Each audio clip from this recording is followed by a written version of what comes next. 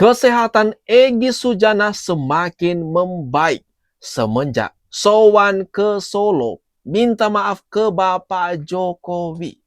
Lalu gimana dengan mental Roy Suryo CS yang makin hari semakin ambruk, semakin kacau saja menghadapi masalah ini, teman-teman. Ini dia. Mari kita tonton bersama videonya, teman-teman. Tidak boleh bohong. Iya. Boleh. Kalau bohong, cemen. Bang Egy mobil mewah lagi nih. Wah. Kita halal. Iya bang ya. Nanti kalau BPKB jadi periksa lagi gimana bang? Bagus. Lihat aja. Iya. Listrik. Iya. Bahasanya juga nih bang. Baru itu bilang. Aduh. Luar biasa bang kayak gini. Nih Jakarta gitu bang ya. Tapi kemarin Malaysia. Tapi maju terus bang. Kami bersama. Selamat ya untuk Bang Egy yang punya mobil baru. Lalu untuk Roy Suryo CS, apa kabarnya ini? Pastinya nangis di pojokan melihat kesehatan Bang Egy yang makin hari makin membaik saja.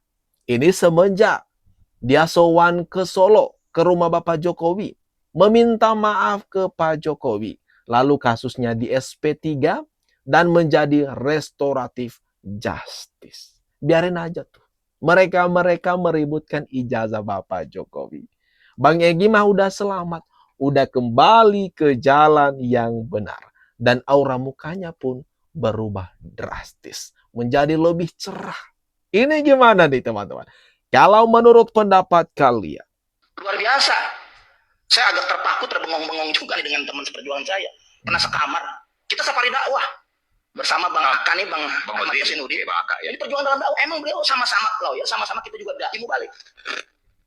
Nah, cuman hari ini saya terbelalak apa yang disampaikan. Dipikir saya ada di pihak saya. Namun sudah membela menurut saya membabi buta.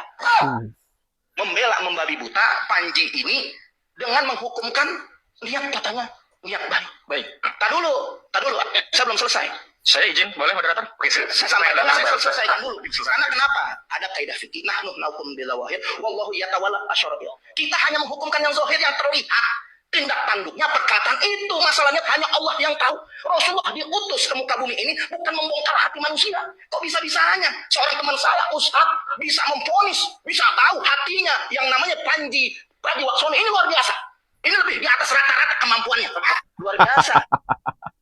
Aduh, diserang hingga kena mental Ahmad Khozinuddin di sini, teman-teman. Novel Bamukmin. Ini jelas-jelas di acara TV mengatakan saya terbelalak melihat temannya ini. Teman seperjuangannya bahkan pernah satu kamar pula nih mereka. Dia mengaku sangat kecewa nih, kesal banget nih. Dia sama Ahmad Khozinuddin. Benar-benar disemprot habis dan kena mental Ahmad Khozinuddin di posisi ini, teman-teman. Teman-teman tahu semua, dalam hukum fotokopi bukan bukti. Clear ya. Teman-teman tahu semua. Singkat, Roy Suryo menegaskan kalau fotokopi itu tidak bisa jadi bukti. Katanya lagi, clear. Lalu kenapa berdasarkan fotokopi mereka menuding ijazah Bapak Jokowi itu palsu? Waduh, coba dah. Kita sekarang menggunakan logika atau apa yang disampaikan oleh seorang Roy Suryo. Kan selama ini mereka itu menuduh ijazah Bapak Jokowi itu palsu berdasarkan ijazah fotokopi, berdasarkan gambar yang beredar di internet. Kan langsung kena mereka nih. Langsung kena nih teman-teman. Kita bukan ternak wowo. Tapi kami adalah ternak kedaulatan. Oh. Itu, jadi jangan sampai menyatakan berkumpul, pasti termol menyatakan, wah ini berubah jadi teror. Tidak. Kami adalah ternak kedaulatan. Kalian yang merampas kedaulatan kami akan hadapi. Kalau di dalam sama agendanya, alhamdulillah. Kalau nggak sama, nggak apa-apa, kita jalan beda. Clear. Jadi itu saja. Nah, itulah kita lama berpikir, agenda apa yang sama. Ketemu saya bahwa ini kedaulatan yang diambil karena merusak negara ini adalah pedagang kedaulatan. Dan pedagang kedaulatan yang paling tinggi adalah di partai politik. Itulah pedagang kedaulatan. Itu molnya pedagang kedaulatan. Pedagang kedaulatan kedua ada di Parco. Pedagang kedaulatan ketiga ada di Parjo. Parjo itu partai hijau aja juga di situ, bukan partai aja. Ada juga ya. Said Didu mengatakan kalau mereka itu bukan ternak Prabowo. Aduh, kemudian mengatasnamakan rakyat. Bukan kita tapi kami adalah ternak kedaulatan. Macam-macam aja dah istilah mereka. Ini Said Didu merupakan golongan-golongan daripada Roy Suryo CS. Golongan-golongan yang suka menyerang, menyentil, nyinyir ke Bapak Jokowi. Said Didu kalau berdasarkan rekam jejaknya kan, suka sekali menyerang pribadi Bapak Jokowi semenjak menjabat jadi Presiden Republik Indonesia 2 periode nih. Ini Said Didu tak heran dah kalau setiap ucapan-ucapannya itu menyudutkan Bapak Jokowi dan bahkan ada pula dia tak segan menyerang Bapak Presiden yang sekarang. Ini gimana nih teman-teman? Kalau menurut pendapat kalian mengenai seorang Said Didu ini? Untuk mengupas lagi terkait dengan latar belakang Rismon gitu ya.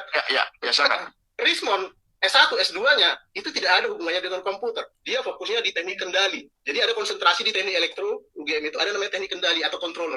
Dia menggunakan ilmunya, konsentrasinya dibilang itu, bukan komputer seperti saya, sistem komputer dan informatika gitu ya. Nah, kemudian S2, S3-nya di Yamaguchi, saya pastikan palsu. Gitu ya. Kenapa? Karena saya sendiri yang mengkonfirmasi ke Yamaguchi. Gitu ya, dan saya diberikan informasi bahwa ijazah itu tidak pernah dikeluarkan oleh Yamaguchi. Dan terbukti juga dari penelusuran dari rekan-rekan seperti Mas Roni Togutu, dengan tesis, disertasi, dengan penelitiannya sama sekali tidak dikenal gitu ya. Memang ada paten, tapi paten juga hanya penulis kesekian dan itu juga tahun sekian gitu ya. Tahun 2000. Waduh, fakta baru nih teman-teman. Fakta yang tak bisa dibantah oleh Rismon. Fakta pahit yang diungkap oleh Joshua Sinambela mengenai riwayat pendidikan dan keahlian daripada seorang Rismon. Katanya ahli digital forensik digital. Tapi ternyata kuliahnya dipertanyakan.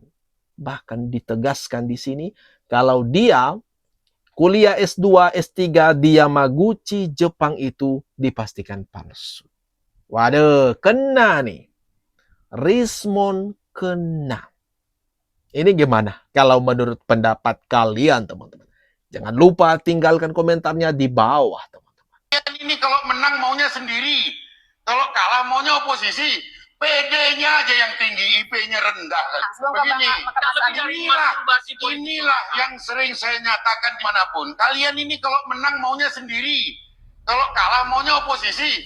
PD-nya aja yang tinggi, IP-nya rendah kalian ini. Waduh. Aduh, kacau sekali. Oke. Jadi Pak Jokowi dong yang rendah. Akuin dong secara jujur. Akuin secara jujur. Yang memenangkan Pak Jokowi itu adalah rakyat. Kemudian ada partainya, oke, ada PDIP di situ sikit-sikit. Ada juga partai yang lain. Iya dong. Kasihlah informasi. PDIP katanya partai yang wong cilik. Wong cilik itu dikasih informasi bahwa yang memenangkan Pak Jokowi adalah rakyat plus partai-partai politik yang berkoalisi. Kalian Waduh, langsung kena mental ini. Bestarius Barus terang-terangan menyerang tuh PDIP. Ini gimana nih teman-teman? Ini gimana menurut kalian? Kan kita tahu bersama, PDIP ini suka sekali sekarang menyentil, menyerang, nyinyir ke Pak Jokowi. Padahal faktanya nih teman-teman, kalau Pak Jokowi tidak ada, maka PDIP bukan apa-apanya. Tanpa Pak Jokowi, terbukti kan? di pemilu yang lalu mereka kalah. Karena Bapak Jokowi, makanya mereka menang 2 kali nih. Bapak Presiden ke-7 Pak Jokowi memenangkan pemilu. Dan tanpa Pak Jokowi, PDIP sekarang gimana? Banyak kader-kader yang mengundurkan diri. Menurut kalian teman-teman, atas apa yang barusan saja kita bahas ini, coba dah tuliskan komentar terbaikmu di bawah.